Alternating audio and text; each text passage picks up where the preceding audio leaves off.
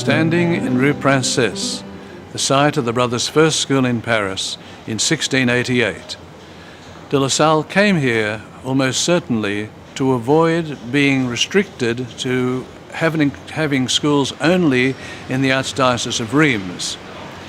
It was here at the invitation of Monsieur de la Beaumondière that he came, undoubtedly prompted by his own brother Jean-Louis, who was a student at Saint-Sulpice in those days. The school eventually had as many as 400 pupils, the brothers living above the school, and 4 classrooms, each containing obviously close to 100 pupils. The school was also important in the development of a whole style of education. It was a one-way street at the time, and 400 pupils assembling early in the morning before the school could be open undoubtedly caused some difficulty with the neighbours.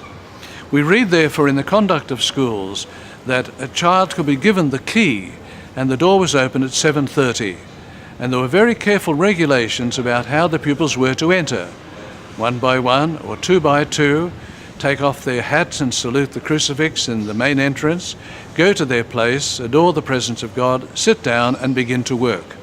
And this they saw modelled for them at 5 minutes to 8 when the brother came. When the brothers first began here, they found that the afternoon classes were taken by Monsieur Raffron, a weaver, who used the work of the children for his own benefit. The brothers did not like this exploitation of the young, and eventually Monsieur Raffron was asked to go. This caused difficulties because he owned the premises, but eventually peace was restored. The place was important as a place of residence for the brothers at various times from 1706, when they returned to Paris, after the schools had been closed for some time due to the work of the writing masters who opposed it and the difficulties they had also with Monsieur Joly, who was responsible for the schools in Paris.